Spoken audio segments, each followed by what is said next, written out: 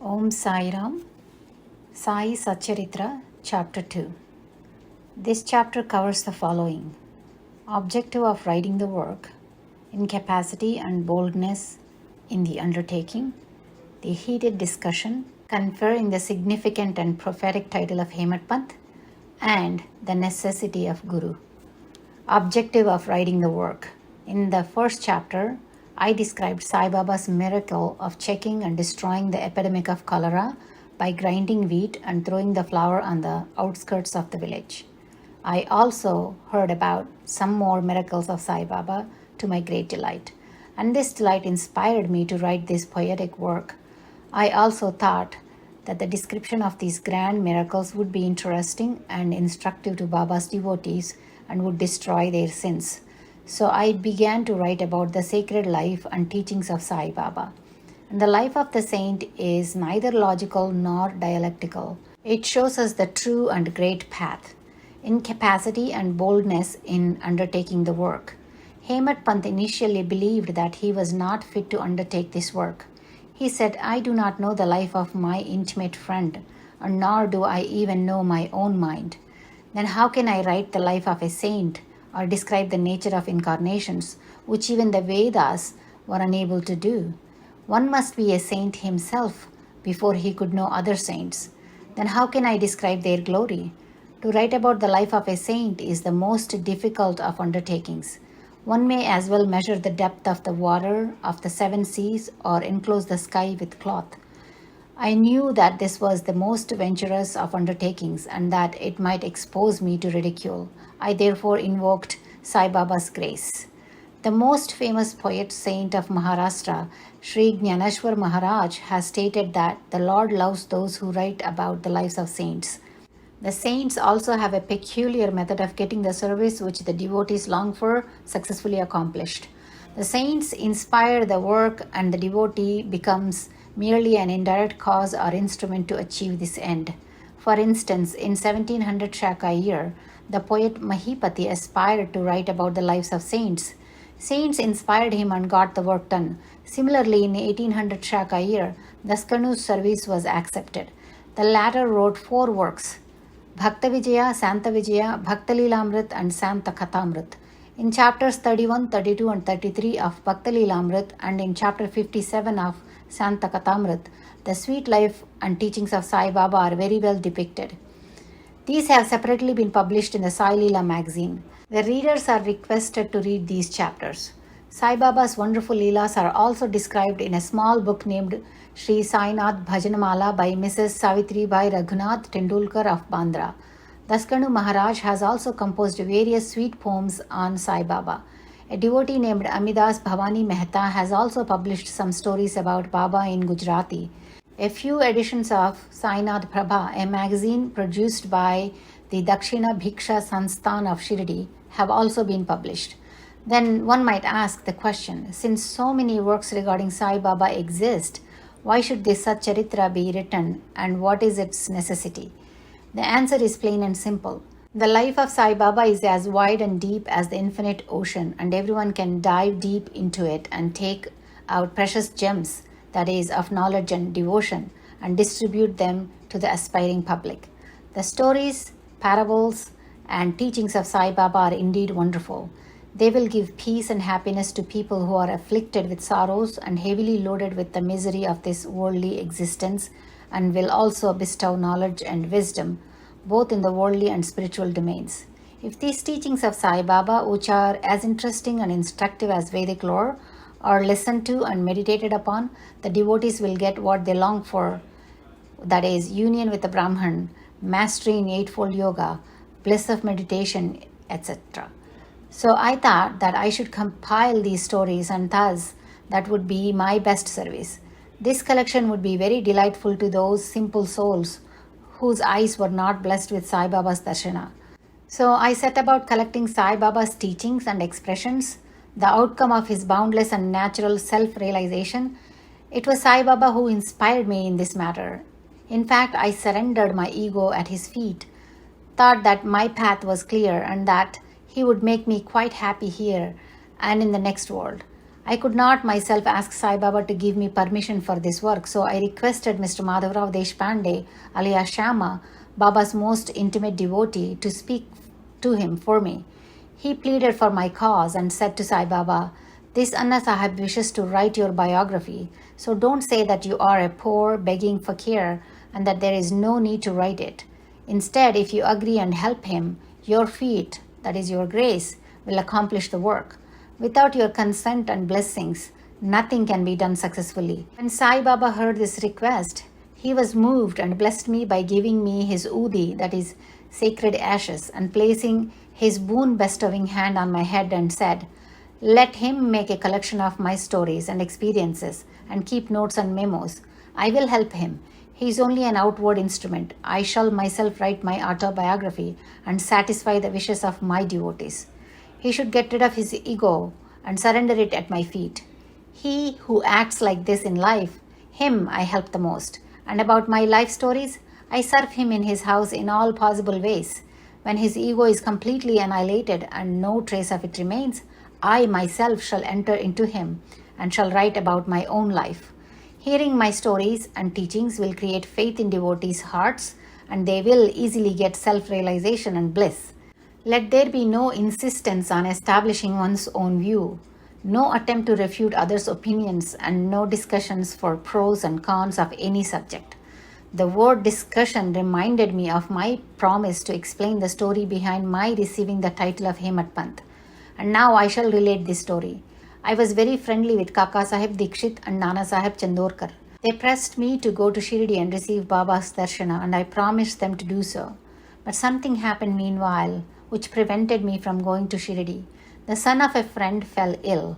My friend tried all possible means, physical and spiritual, but the fever would not abate. At length he got his guru to sit by the side of his son's bed, but this too was of no avail.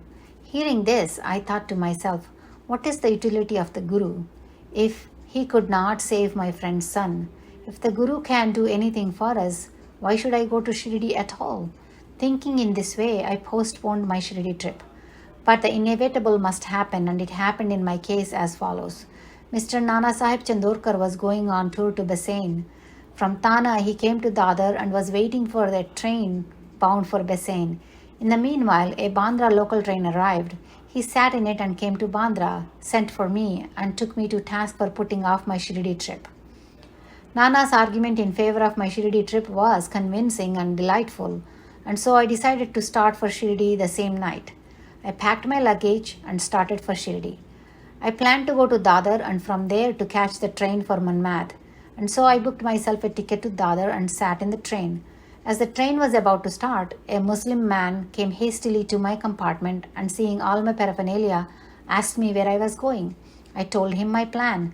He then suggested that I should go straight to Borbandar and not get down at Dadar, for the Manmad mail did not stop at Dadar at all. If this little miracle had not happened, I would not have reached Shirdi the next day as desired, and many doubts would have assailed me. But that was not to be. As fortune favored me, I reached Shirdi the next day before 10 a.m. Kaka Dikshit was waiting for me there.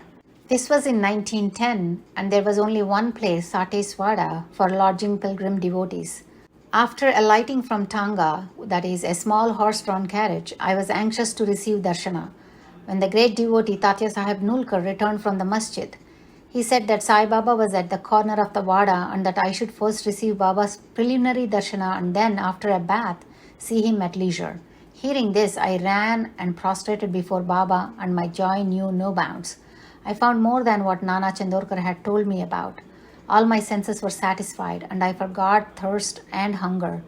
The moment I touched Sai Baba's feet, I began a new lease of life. I felt obliged to those who spurred me on and helped me to receive darshana, and I consider them my real relatives. I can never repay their debt. I can only remember them and prostrate mentally before them. The peculiarity of receiving Sai Baba's darshana, as I discovered, is that by receiving his darshana, our thoughts are changed. The force of previous actions is abated, and gradually non-attachment or dispassion towards worldly objects grows. It is by the merit of actions in my past births that such darshana is attained, and if you see Sai Baba, the entire world becomes or assumes the form of Sai Baba. The heated discussion. The day I arrived in Shirdi, there was an argument between myself and Balasaheb Bhate regarding the necessity of a guru. I contended, why should we lose our freedom and submit to others? When we have to do our duty, why is a guru necessary? One must try his best and save himself. What can the guru do for a man who does nothing but sleeps indolently?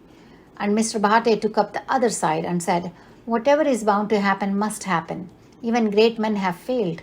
Man proposes one way, but God disposes the other way. Brush aside your cleverness. Pride or egoism won't help you. The discussion with all its pros and cons went on for an hour or so, and as usual, we did not arrive at a decision. We had to stop the discussion ultimately as we were both exhausted. The net result of this was that I had lost my peace of mind and discovered that unless there is strong body consciousness and egoism, there will be no argument. In other words, it is egoism which breeds arguments. The significant and prophetic title. When we later went to Masjid, Baba asked Kaka Sahib Dikshit what was going on in the Wada. What was the discussion about? And staring at me, Baba added, what did this Hemant Pant say? Hearing these words, I was rather surprised, since the masjid was at a considerable distance from Sathe's Wada, where the discussion happened. How could Baba know about our discussion unless he was omniscient and the inner ruler of us all? I began to wonder why Sai Baba would call me by the name Hemant Pant. This word is a shortened version of the name Hemadri Pant. Hemadri Pant was a well-known minister of the kings Mahadev and Ramdev of Devgiri of the Yadav dynasty. He was very learned, good-natured, and the author of the works such as Chaturvarga Chintamani, which dealt with spiritual subjects, and Rajaprashasti. He invented and started new methods of accounting and was the originator of the Modi, which is Marathi shorthand script. But I was quite the opposite, an ignoramus of dull and mediocre intellect. So I could not understand why the name or title was conferred upon me. But upon thinking seriously about it, I thought that the title was a dart to destroy my ego, so that I would always remain meek and humble. It was also a compliment paid to me for my skill in the argument. When we look at the things in retrospect, we know that the Baba's calling Mr. Dabholkar by the name Hemant Pant was significant and prophetic. As future years showed, he looked after the management of the Sai Sansthan very intelligently and maintained its accounts professionally. He was also the author of such a good work, the Sai Satcharitra, which deals with important spiritual subjects such as jnana, bhakti, dispassion, self-surrender, and self-realization. About the necessity of a guru. Hemant Pant has left no note or memo about what Baba said regarding this subject, but Kaka Sahib Dikshit was published his notes regarding this matter. The day after Hemant Pant's first meeting with Sai Baba, Kaka Sahib went to Baba and asked whether he should leave Shirdi. Baba said yes. Then someone asked, Baba, where should he go? Baba replied, high up. Then the man asked, how is the way that leads there? Baba said, there are many ways leading there. There is one way from here too, which is Shirdi. The way that begins here is difficult. There are tigers and wolves in the jungles on the way. Kaka Sahib then asked, but Baba, what if we take guide with us? Baba answered, then there is no difficulty. The guide will take you straight to your destination. Avoid wolves, tigers, and ditches on the way. If there is no guide, there is the danger of your being lost in jungle or falling into ditches. Mr. Dabholkar was present on this occasion, and he thought that this was the answer Baba gave to the question about whether a guru was necessary. Thus, he took the hint that no discussion of the question whether man is free or bound is of any use in spiritual matters. On the contrary, real paramartha is possible only as a result of the teaching of the guru. This is illustrated by the example of great avatars like Rama and Krishna, who had to submit themselves to their gurus, Vasishta and Sandipani respectively, to attain self-realization. Therefore, the only virtues necessary for such progress are faith and patience. Bow to Sri Sai, peace to be all. This brings us to the end of Sai Satcharitra, Chapter 2.